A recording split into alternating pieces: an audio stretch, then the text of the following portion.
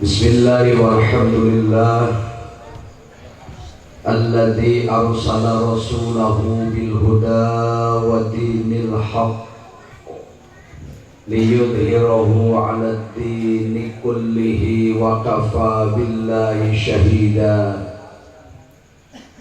Wassalatu wassalamu 'ala nabiyyil mustafa sayyidina wa habibina wa syafi'ina wa qurrati a'yunina wa maulana Muhammad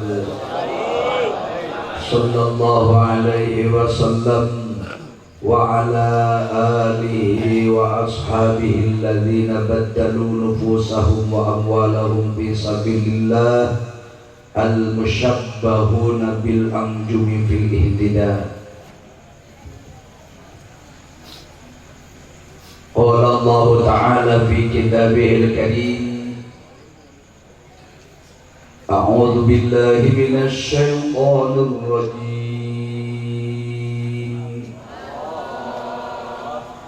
Bismillahirrahmanirrahim. Wa kullan naqussu 'alaika min anba'ir rusuli ma nuthabbitu bihi fu'adak wa ja'aka fi hadhil haqqu wa maw'izatun wa dhikra lil mu'minin.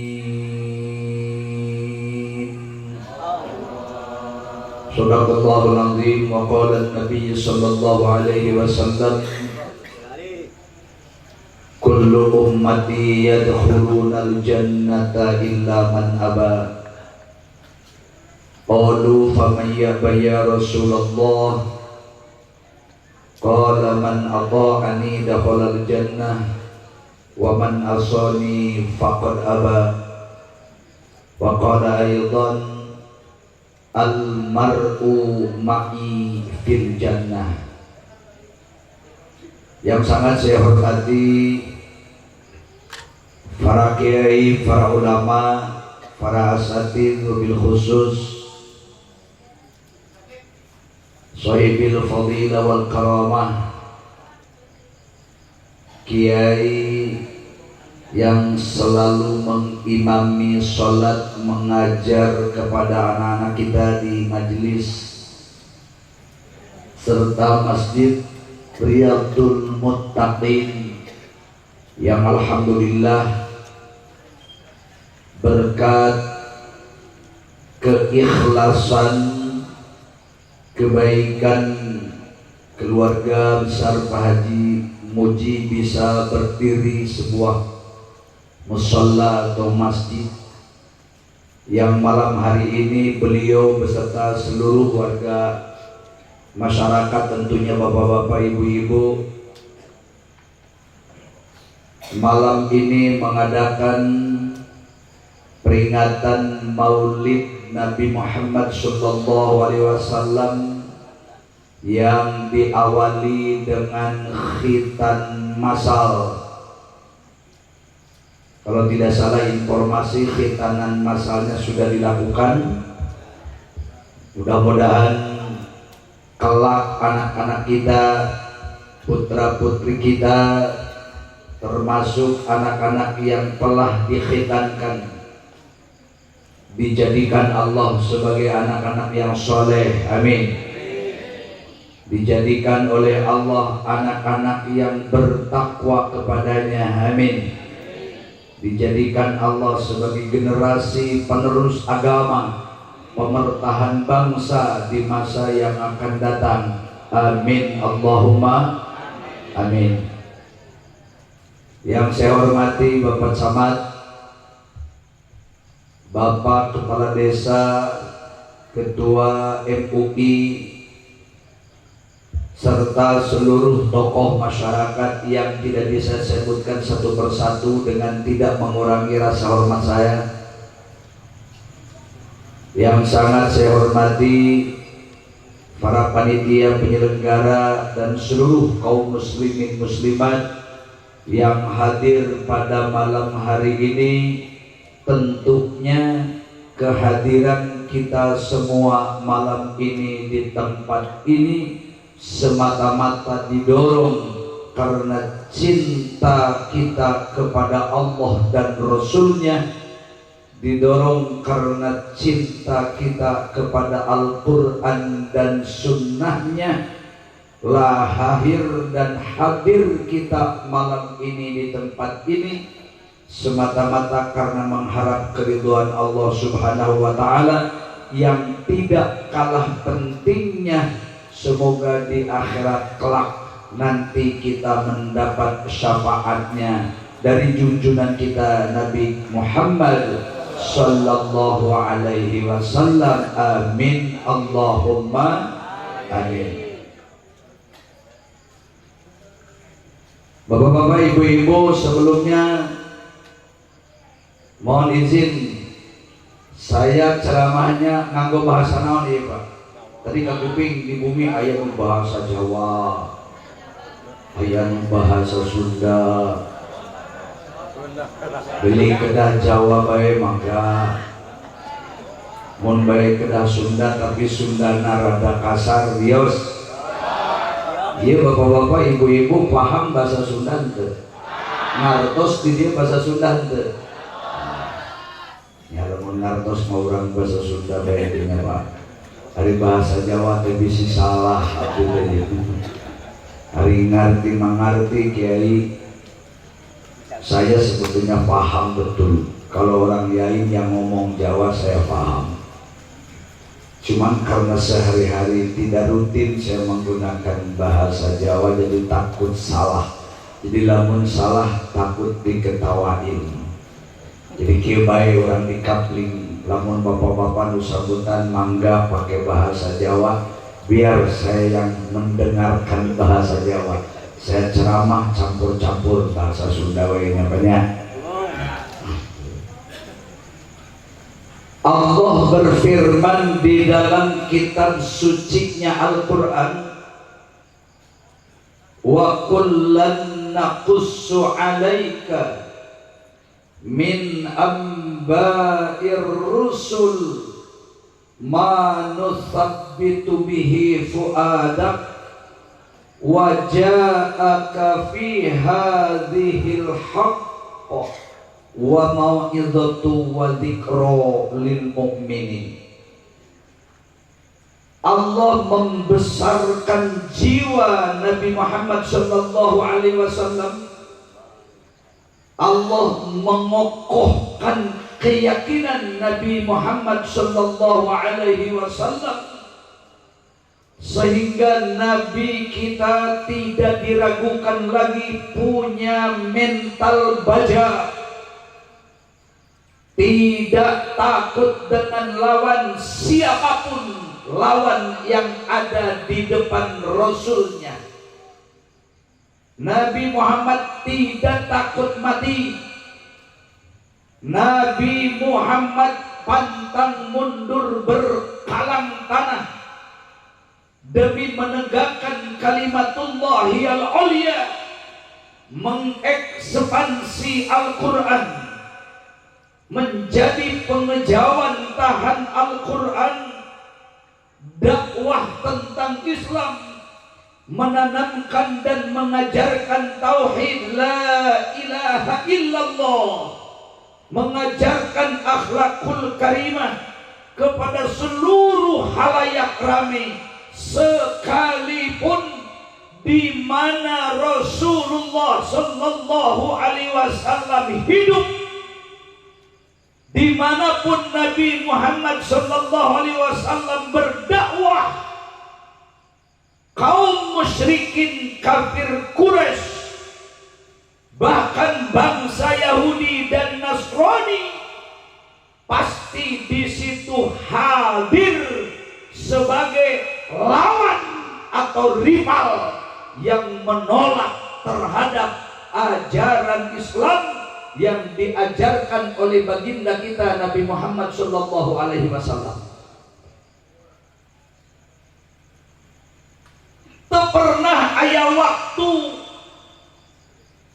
Nabiullah Muhammad sallallahu alaihi wasallam dakwah tanpa dihadiri oleh pihak lawan.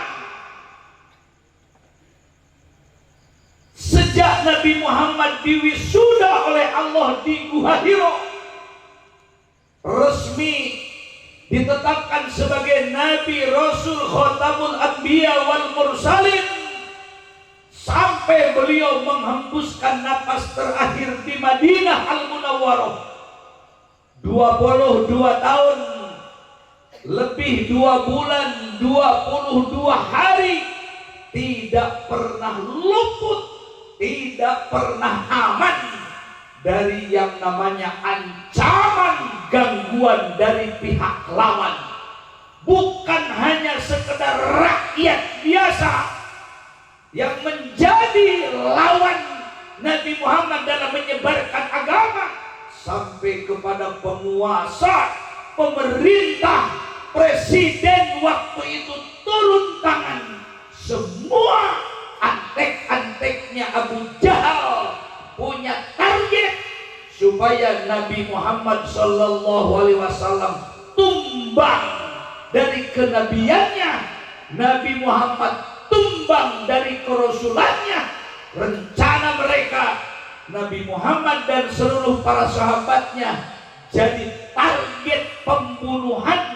Kenapa demikian? Karena mereka tidak senang dengan hadirnya ajaran Islam. Mereka tidak terima dengan ajaran tauhid.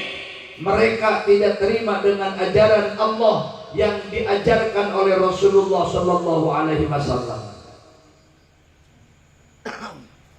Tetapi apa yang menjadi motivasi dan modal sampai Nabi Muhammad berani menghadapi itu?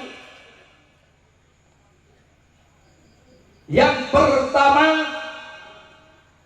karena Nabiullah Muhammad sallallahu alaihi wasallam diajarkan oleh Allah melalui firman-firmannya.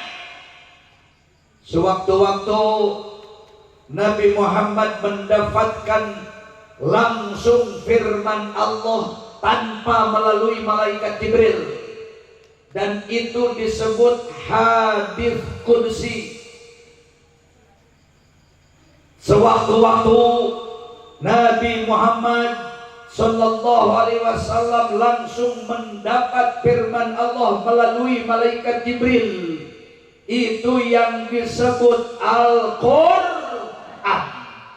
Dua yang mendasari jiwa Rasulullah SAW menjadi kuat, karena Allah sering mendidik, membesarkan beliau dengan fakta sejarah apa yang telah terjadi, yang dialami oleh para nabi rasul sebelumnya. Pada dasarnya bapak-bapak, ibu-ibu, aya nabi rasul utusan Allah yang mendapat sambutan hangat diterima oleh halayak ramai, oleh umat.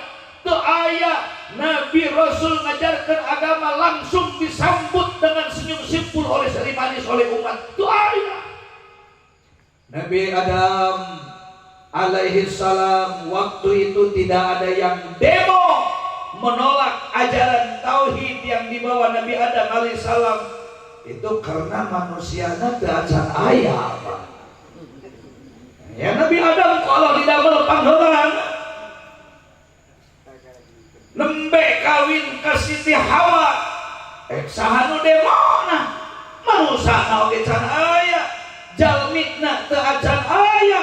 Harita alam dunia nu sakitu legana neme dihuni kuduaan cuma Nabi Adam dan Siti Hawa. Tetapi begitu Nabiullah Adam alaihissalam diberikan keturunan, Allah berikan anak yang banyak, mulai terjadi persoalan, terutama masalah sosial kemasyarakatan. Terjadi bentrok di internal keluarga, masalah perkawinan, masalah ekonomi, masalah agama antar sesama anak Nabi Adam. Itu terjadi gesekan yang bisa menimbulkan korban jiwa sampai salah satu anak Nabi Adam alaihissalam, Habil namanya, itu wafat, mati, meninggal dunia, menjadi korban pebiadaban, pembunuhan, kekejaman saudara kandungnya sendiri yang namanya Qabil. Semakin banyak anak cucu Nabi Adam, semakin bertambah anak cucu Nabi Adam, semakin banyak konflik waktu itu. Karena ada yang terima agama, ada juga yang tidak menerima agama. Agama Islam ada yang siap menerima, tetapi ada juga yang tidak siap menerima. Apalagi di masa Nabi Rasul, setelah Nabiullah Adam alaihissalam, Nabi Ibrahim, dakwah Islam di tengah umat ditolak. Padahal yang diajarkan Nabi Ibrahim kalimah la ilaha illallah, sadaya Nabi, sadaya Rasul, dikawit Nabi Adam alaihissalam sampai Nabi Muhammad sallallahu alaihi wasallam, itu tauhidnya sama. Mustahil ayat tauhid yang berbeda, mustahil. Sampai kiamat tauhid adalah satu, la ilaha illallah. Artinya dengan ajaran yang sama, dengan tauhid yang sama, dengan kalimat yang sama, seluruh manusia wajib tunduk, tidak boleh beribadah kecuali hanya kepada Allah Subhanahu wa ta'ala. Nu ibadah kalian Allah ini yang jadi persoalan. Yang bikin biang kerok itu orang yang tidak terima agama. Baca sejarah di zaman Nabi Musa, di zaman Nabi Zakaria, di zaman Nabi Yahya, sampai di zaman para ulama di Bani Israel, mungkin sampai hari ini bapak-bapak tahu di media sosial, di televisi, di mana-mana. Ini bukan lagi rahasia. Termasuk di Jakarta. Dari Banjarsari berangkat, dari Ciamis jalan kaki berangkat, dari Pekalongan berangkat, dari Madura berangkat, dari Surabaya berangkat, dari Palembang datang ke Jakarta, dari mana-mana. Coba kalau kita pikir, kunaon sih orang Islam rame-rame datang ke Jakarta? Karena gejolak muncul karena ada satu persoalan yang bukan diduga lagi, tetapi karena ada penistaan terhadap agama Islam, penistaan terhadap Al-Quran. Saha yang memulai, saha nu ngamimitian, polisi jadi riweuh, TNI jadi riweuh. Saya kasihan melihat Polri mondar mandir, kerja ekstra, tentara kita diporsir, brimob kita diporsir, seluruh aparat ikut diporsir. Mual muncul gejolak di Indonesia kalau mereka tidak memulai. Poman Ahok ngamimitiana, bangsa Indonesia jadi riuh. Sadar atau tidak? Katakan masalahnya di situ, Pak. Kemudian jadi berkembang, ada mahasiswa yang ditangkap, ada itu yang ditangkap, ada ini yang ditangkap, bahkan ada jenderal purnawirawan yang ditangkap, ada kiai yang ditangkap, ada budayawan yang ditangkap, ada ilmuwan yang ditangkap, bahkan salah satu keluarga presiden ditangkap. Padahal akar masalahnya cuma satu, ya gara-gara jelema hiji eta Indonesia jadi gaduh, Indonesia jadi riweuh. Dalam Allah komentar penistaan Islam, iraha umat Islam make demo rame-rame, jumaahan mah cukup lemur masing-masing. Tapi karena tuntutan umat Islam harus berjuang menegakkan kebenaran dan memperlihatkan kepada dunia bahwa umat Islam di Indonesia itu masih ada. Umat Islam Indonesia itu tidak mati. Umat Islam Indonesia itu masih hidup.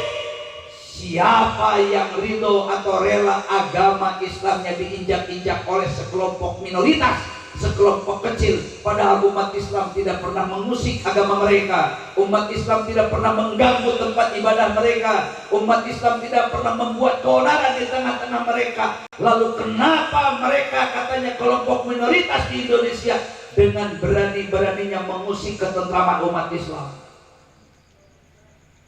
Ibu bapak kaum muslimin wal muslimat rahimakumullah,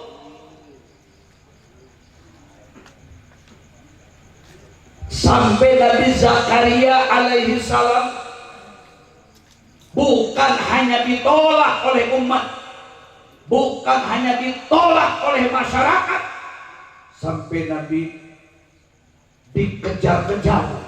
Nabi Zakaria diboro. Tidak wajar kan?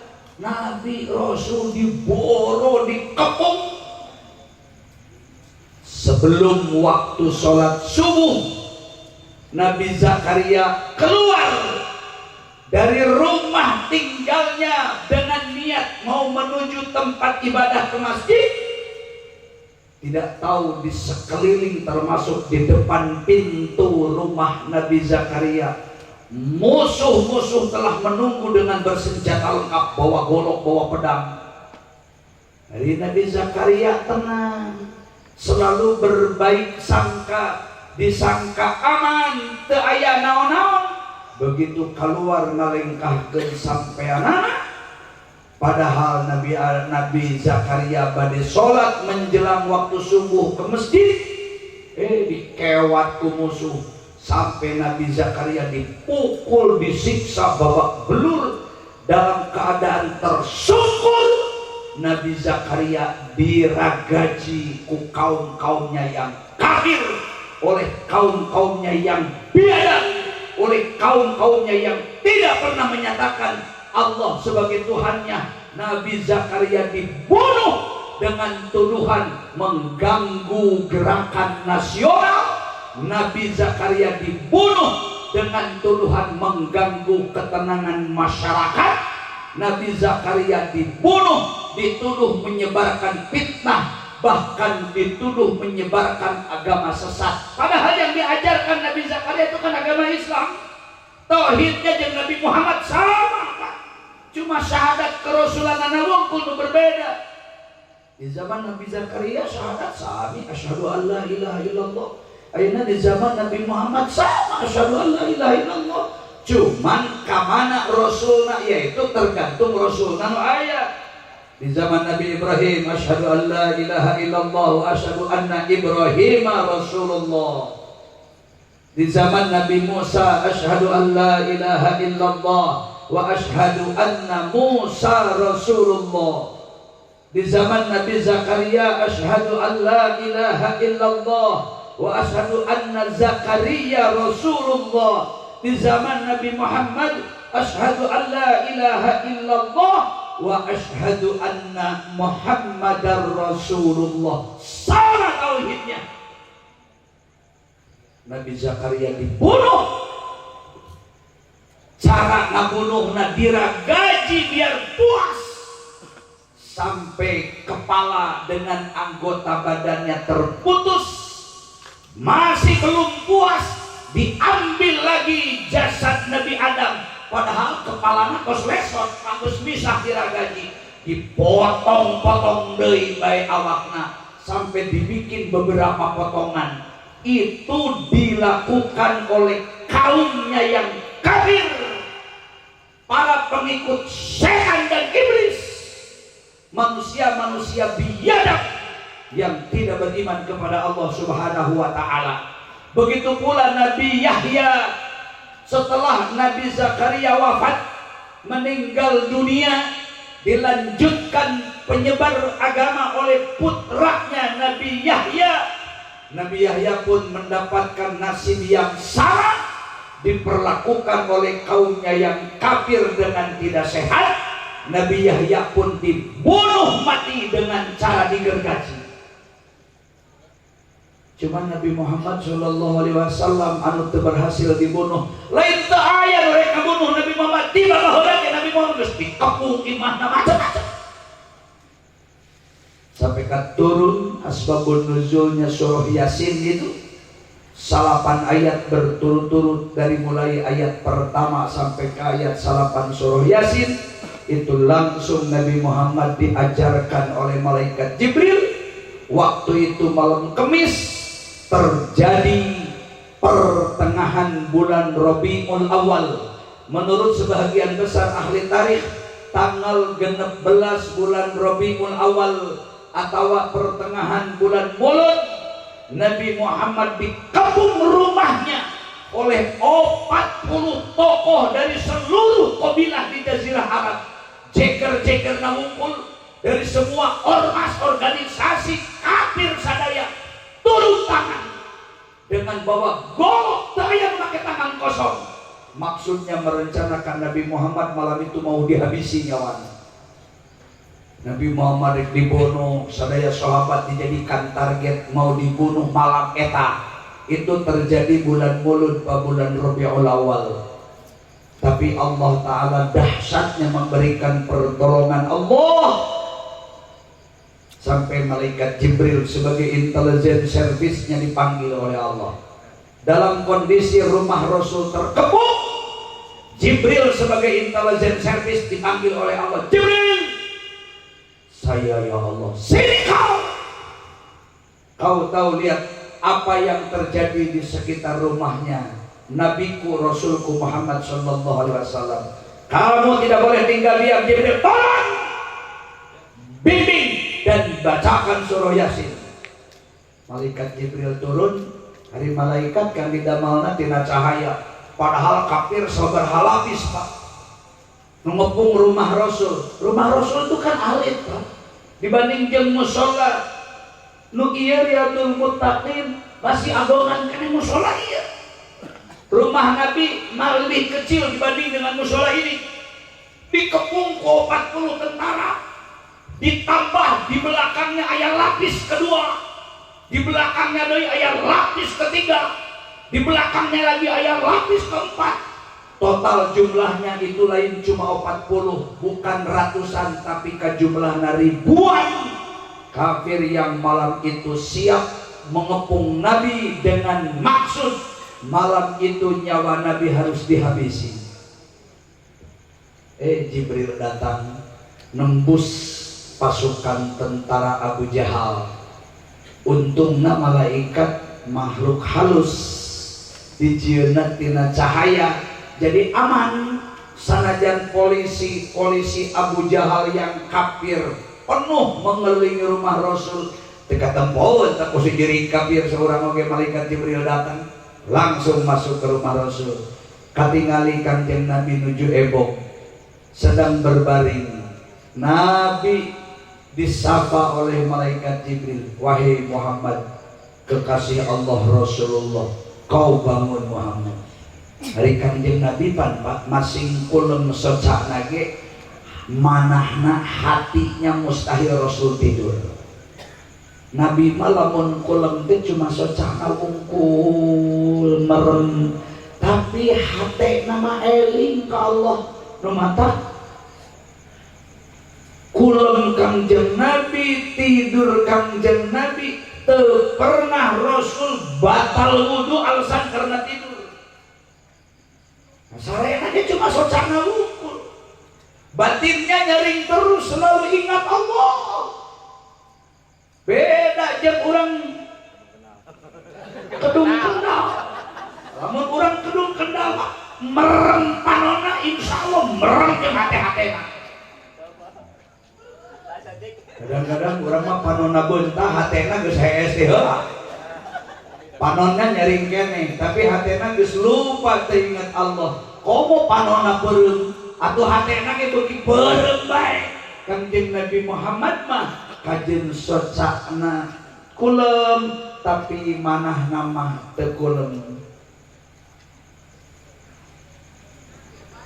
Atuh malaikat Jibril gampang pangaudangkeun oge da cuma beureum Muhammad, hei Rasulullah Nabiullah. Nabi langsung bentar, Jibril, ada apa ya Jibril? Ada apa? Tempok tuh di luar.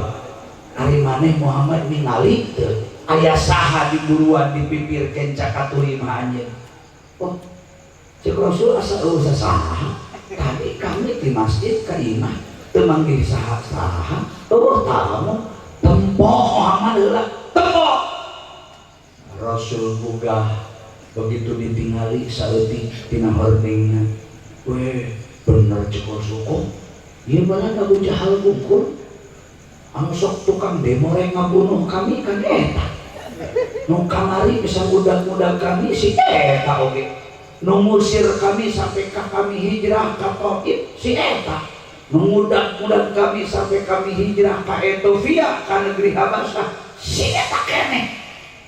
Ayeuna geus ngepung imah deui wae. Luar biasa. Tapi saud Jibril ke Muhammad, kau tidak pernah dengar, jangan takut. Allah beserta kita. Allah siap membantu dan menolong kita. Cokot kesik kumpulkan.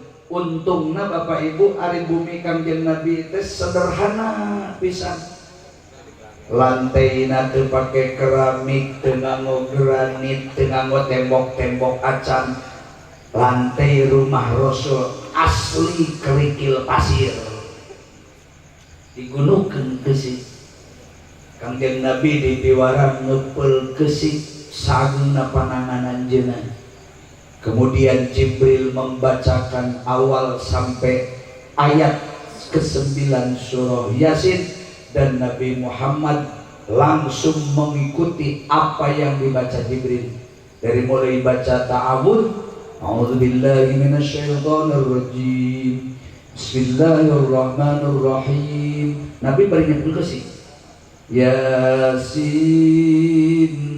wal Qur'anil Hakim innaka laminal mursalin ala siratim mustaqim tanzilal azizir rahim litundira qauman ma unzira aba'uhum fahum ghafilun laqad haqqal qawlu ala aktsarihim fahum la yu'minun inna ja'alna fi a'naqihim aghlalan fahiya ilal azqani fahum muqmahun wa ja'alna min bayni aydihim saddan wa min khalfihim saddan فَأَغْشَيْنَاهُمْ فَهُمْ لَا يُبْصِرُونَ.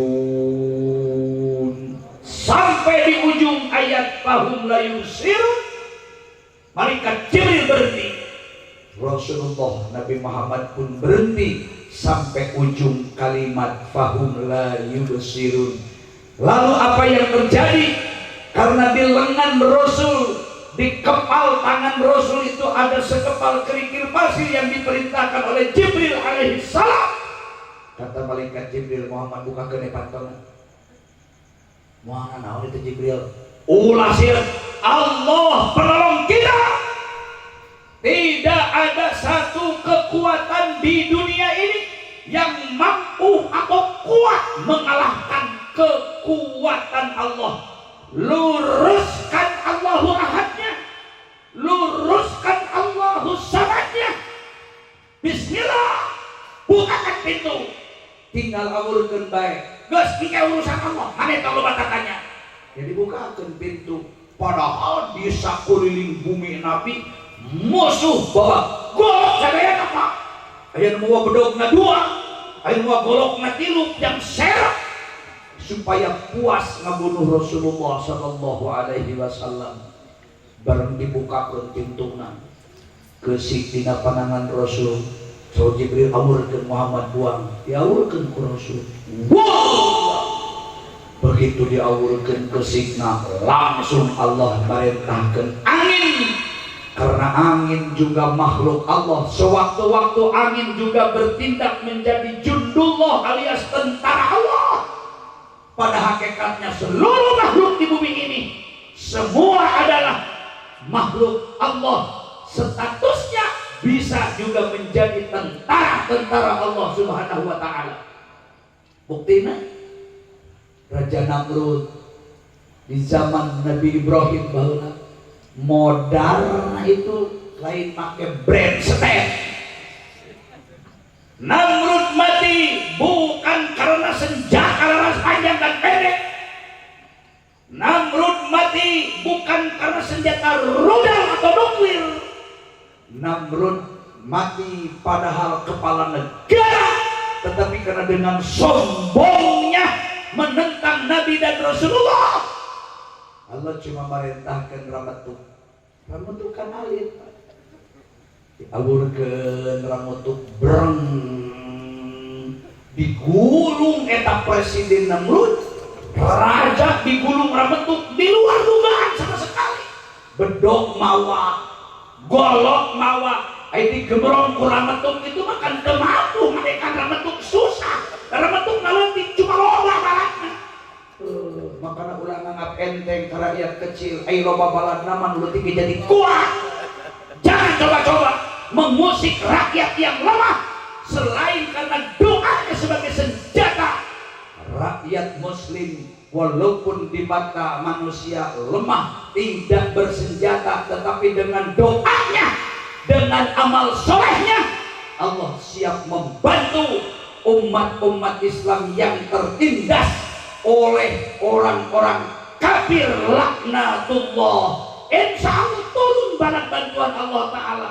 Ramatuk asupna gulung kana awak Raja Namrud tina beuheung kaluhur di gemerong ramatuk dengan jumlah yang sangat banyak, ribuan ramatuk datang kabeh. Nu asup kana irung saware ramatuk, nu asup kana ceuli saware. Leungeun Namrud kana dua, nu hiji nyocokan liak irung, nu hiji nyocokan ceuli sabelah, nu hiji deui ngemplong ceulina asup ramatuk buru-buru. Kakarek asup sasiki wae kana ceuli langsung nembus kana lubang dasar telinga. Namrud geus goyang sabab ramatuk nu asup kana ceuli hiji tidak tinggal diam. Di jero ramatuk bekerja lelempangan gerepek capek lempang digegel celepot datang dari balatna. Akhirnya sampai 10 11 asup ramatuk kana liang ceuli Raja Namrud ya bikin kesebelasan di jero. Bingung Namrud dicocokkan teu beunang, asup kanu kenca dicocokkan nu katuhu, asup kana ceuli sabelih deui dicocokkan nu kencana masuk kanu katuhuna. Akhirna aya nu maksa cicing dina sisi panon tuluy ngegel, aya nu maksa cicing dina irung sagala macem. Akhirnya Namrud mengalah. Beberapa ekor ramatuk berhasil masuk mendarat nembus lubang hidung sang raja yang kafir. Seueur cek sejarah mah aya 3 siki ramatuk nu asup kana liang irung langsung nembus sampai ka otak. Nu hiji masuk otak besar, hiji deui masuk otak kecil, nu hiji keulang anting tuluy asup lelempangan ngomong kana otak besar, ngomong kana otak kecil. 3 siki ramatuk asup kana otak goyang. Akhirna Raja Namrud bingung, ieu aya naon dina hulu aing cek manehanna. Rumah sakit can aya, posyandu can aya, lila ambulan can aya nu mere harita. Ayeuna loba ambulan dibabagi. Gampang turun. Asal daek jeung mantuan ka hayang manehna loba nawaran.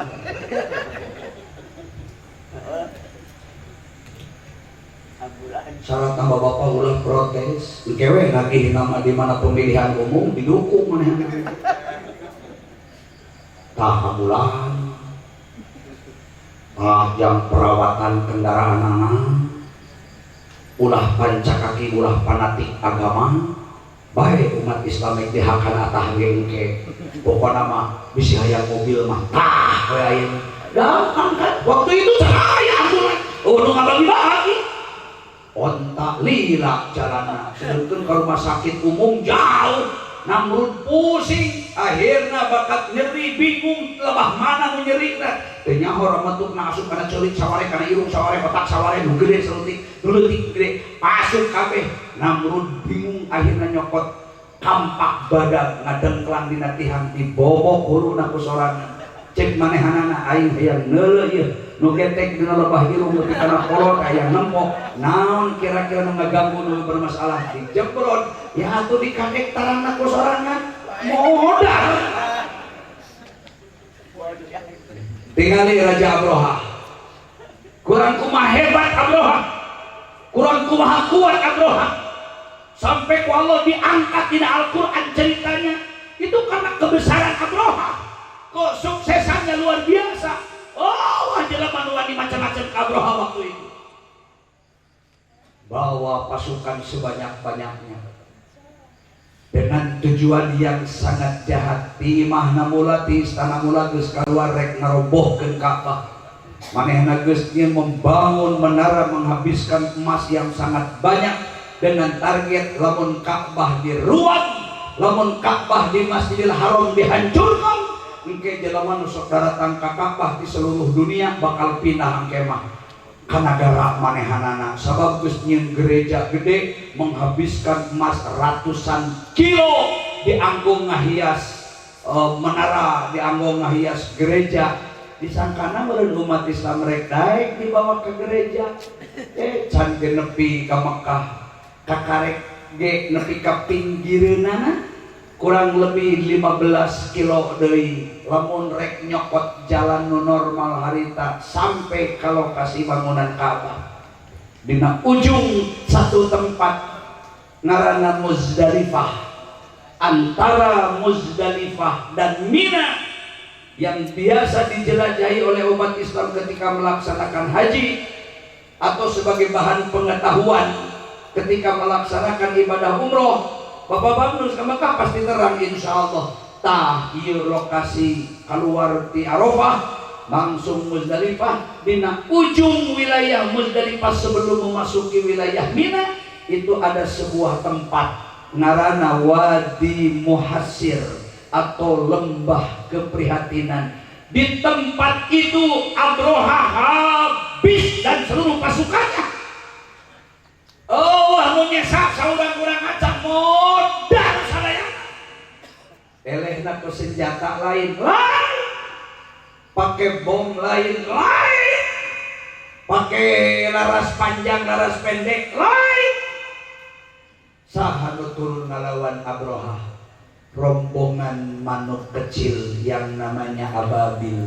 Alam taro kaifa fa'ala rabbuka bi ashabil fil alam yaj'al kaidahum fi tadlil wa arsala alaihim tayran ababil tarmihim bihijaratin min sijil faj'alahum ka'asfin ma'kul. Allah cuma memanggil rombongan burung ababil, kemudian diperintah mah mengambil batu. Di dia ayat dua ahli ulama ahli sejarah menyebutkan manuk ababil itu mengambil batu-batunya jadi neraka. Ayo oke sejarah menyebutkan burung ababil mengambil batunya batu dunia. Bari manuk nage manuk laletik teh Pak. Ukur mawa nage hiji manuk teh hiji dina pamatuk, hiji diranggeum dina suku nu katuhu manuk, hiji kerikil deui diranggeum dina suku kencakna. Jadi hiji manuk ababil bawa batu tilu, lain batu gede Pak, sagede-gede buah kelsen, sagede lencang, sagede cecene. Atuh ngaranna ge pamatuk manuk segede kitu. Maunya manuk nalutik, mau batuna 2,5 kintal. Nah, secara teori kan hese bawa naonnya. Ulah ningali batuna, kajian ukuran anak kecil, tapi tingali dengan batu.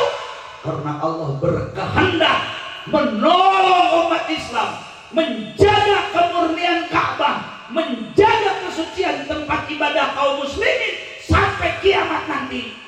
Sepanjang dunia acan roboh, jalma tawaf pasti mengelilingi Ka'bah nu eta. Teu bisa, ieu tawaf di Kedung Kendal tawaf ka mana? Yang tawafna kan jadi jaga ku Allah Ta'ala lamun Ka'bah eta dihancurkeun ge jelema mau ngaji tawafna ka mana? Nya kudu tawaf di Ka'bah nu palsu. daripada Ka'bah hancur. Cek Allah geus melebihi batas eta mah.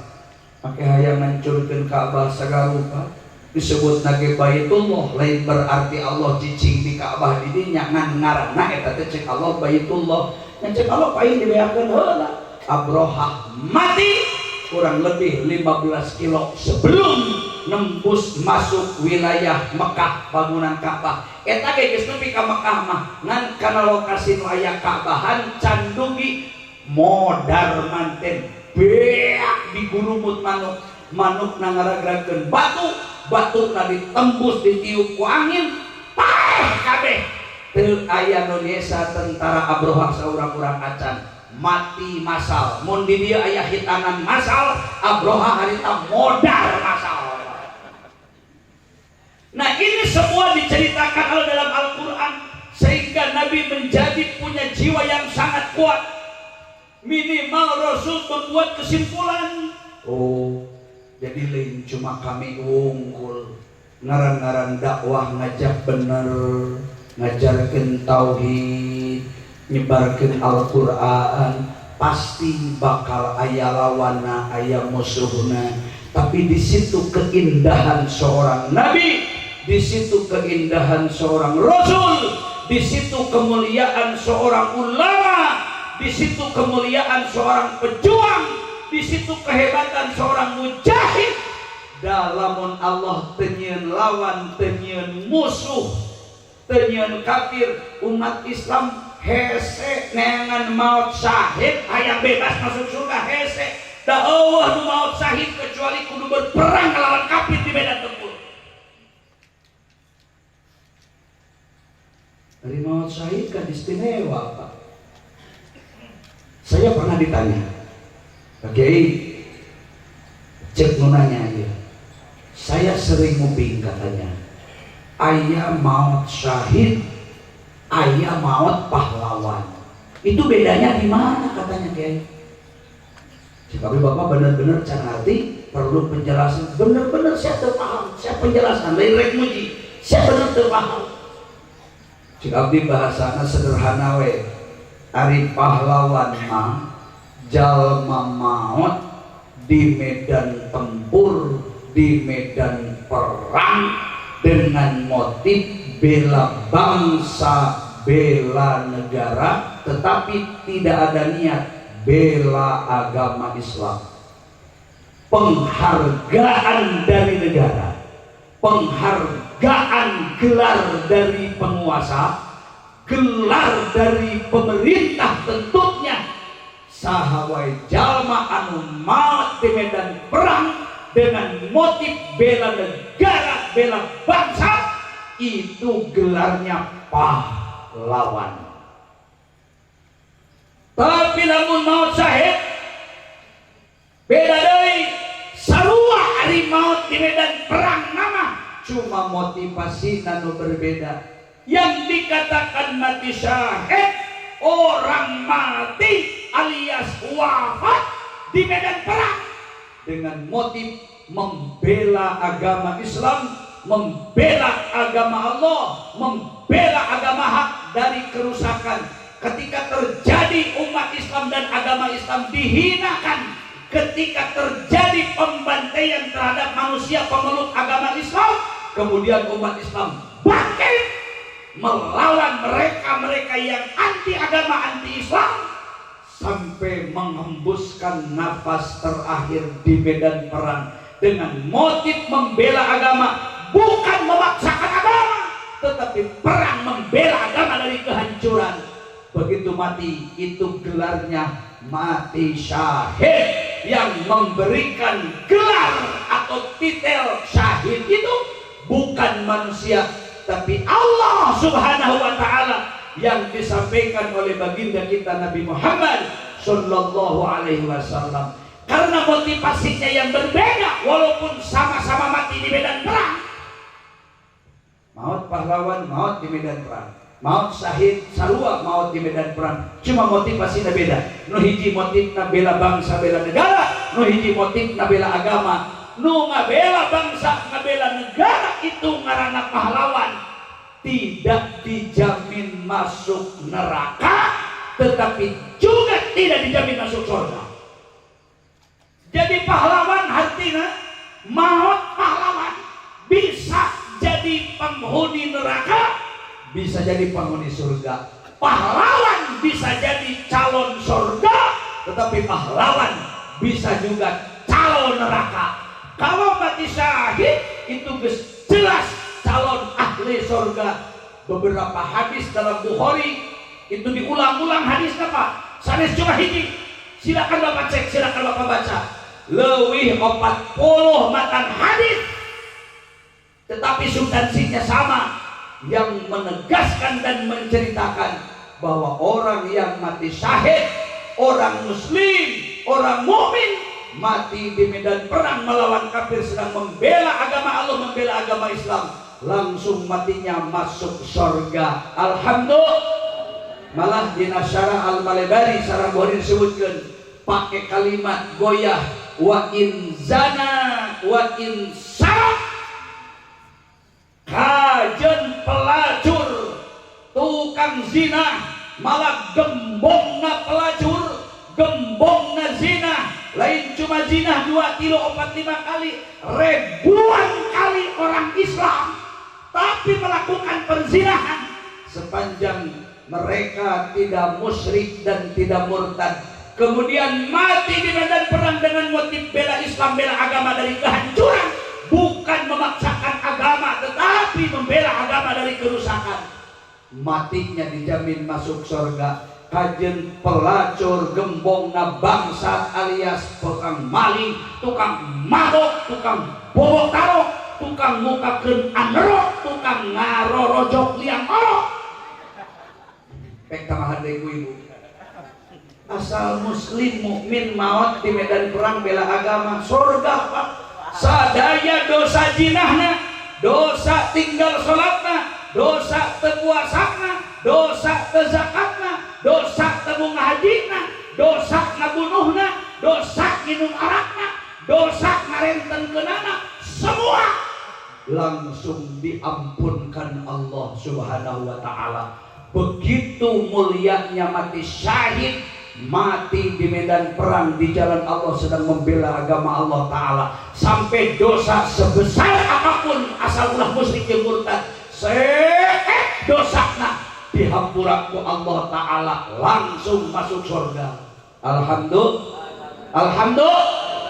Kunaon ari pahlawan, orang mati membela bangsa, membela negara, tapi teu dijamin masuk surga, tapi teu mutlak jadi penghuni neraka. Jawabanana satu, ya tergantung negara nu dibelaan. Ari ngabela negara kan relatif. Lamun negara nu dibelaanana negara yang menegakkan kalimatullah, lamun negara nu dibelaanana negara anu pro cinta Islam dan syariat Islam, negara nu dibela anana negara anu berusaha menegakkan keadilan, negara anu membela kebenaran, negara nu dibela negara anu hidup di bawah naungan Allah, negara anu dipimpin pemimpin pribadi nabi orang Islam, maka negara yang kita bela sampai kita mati punya gelar pahlawan, insya Allah itu pahlawan yang masuk surga. Tapi lamun negara nu dibela anak negara semurawut, resep Islam henteu, pro Islam henteu, resep kana Al-Quran henteu, komo lamun menghalang-halangi kebenaran. Ya masalah ngaina Al-Quran umpamanya malah dilindungi, bukan diadili, tetapi dilindungi karena mungkin kepribadiannya atau aturannya seperti itu, dianggap perilaku yang wajar. Menghina Islam, menghina Quran dianggap perilaku yang wajar. Negara semurawat, negara anu jauh tina Al-Quran, negara anu jauh tina cinta Islam, cinta Allah, cinta Rasul, kita bela sampai menghembuskan napasnya terakhir. langsung diberi gelar pahlawan sabab maut di medan perang kerbela negara ngan bongan negara na teu make aturan Allah, teu make Islam, teu make Quran, malah memusuhi Allah, memusuhi Quran umpamana, itu langsung pahlawan dipastikan dijebloskan penghuni neraka. Teu percaya tinggali contohna. Dulu waktu perang dunia kedua, perang dunia pertama, setiap pergerakan gesekan yang terjadi di belahan bumi, di Israel contohnya berkali-kali pertempuran tereng-tereng, malah aina melebar sampai ke Suriah, ke Irak, ke mana-mana, ke India, di Kashmir, di Myanmar. Orang Rohingya terlanjur terkatung-katung nasibnya. Lain cuma ayeuna geus sababaraha bulan katukang, hampir cerita ini lebih dari 1 tahun. Umat muslim di Rohingya kocar kacir kakarek ayeuna di Indonesia ngomong dipublikasikeun kunaon ti babareta eueuh nyambut. Jangan-jangan bapak-bapak tidur ulah disangka kejadian orang-orang muslim ditindas kakarek ayeuna geus lila. Itu di RRC waktu perang dunia pertama, perang dunia kedua, tercatat pemuda hampir 500 mati. Itu tentara sukarela, teu diberi gaji ku negara, da lain tentara resmi, saking cinta bangsanya, cinta negaranya. Manehna lahir di Republik Rakyat Cina, manehanana dibesarkan di negara manehna di RRC, di Republik Rakyat Cina.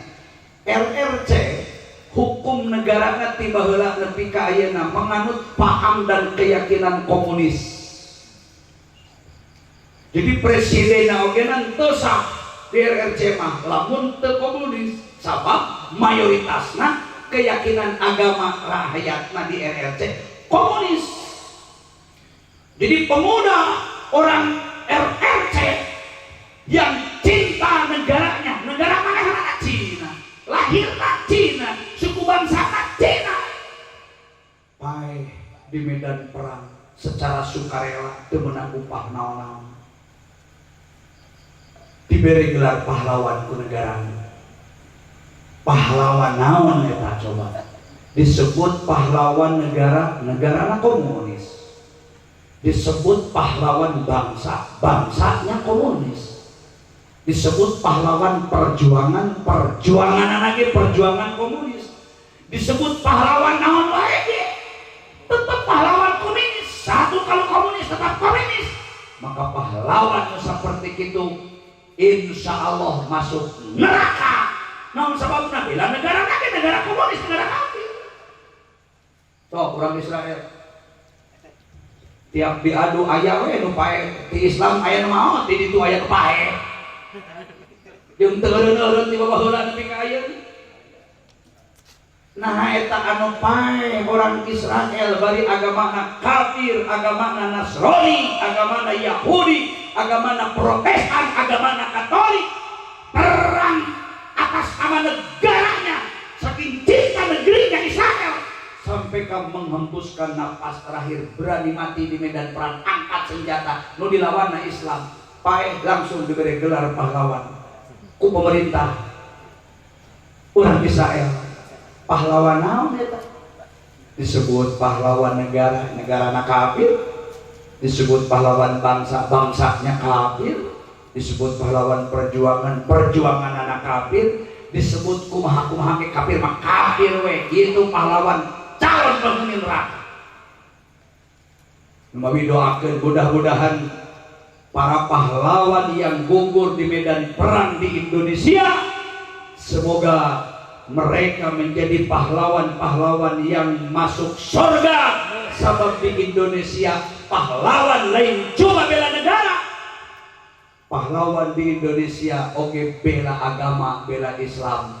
Ngalawan kolonial penjajah Jepang Belanda kan kafir. Ayo ngalawan orang Islam, ya pahlawannya pahlawan masuk surga. Saya kabul Pak.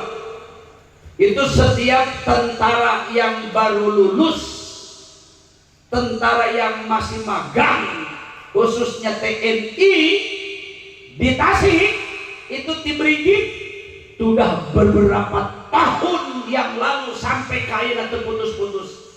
Saya menjalin hubungan akrab dengan Brigif. Siapapun komandan Brigifnya dan Brigifnya saya selalu tahu dan saya selalu diundang ketika serah terima jabatannya. Itu setiap polisi baru sebelum dikirim ke kesatuan kemana-mana, aya anu dikirim di Garut, aya anu di Banjar 323 Buaya Putih Rider, aya anu ka Majalengka memeh dikirim ke mana-mana. Kata Padan Brig, Pak Kiai, sebelum prajurit dikirim ke kesatuannya masing-masing, tolong agamanya dikasih tambahan, terutama bagaimana tata cara sholat yang baik dan benar. Terutama dari ngaran-ngaran tentara mah sering dikirim ke wilayah konflik, perang ribut, PBB minta bantuan. Kemarin ini kan 385 jeung komandan-komandan dikirim ke PBB di banyak. Itu hampir 400, termasuk batalionnya, komandan batalionnya berangkat.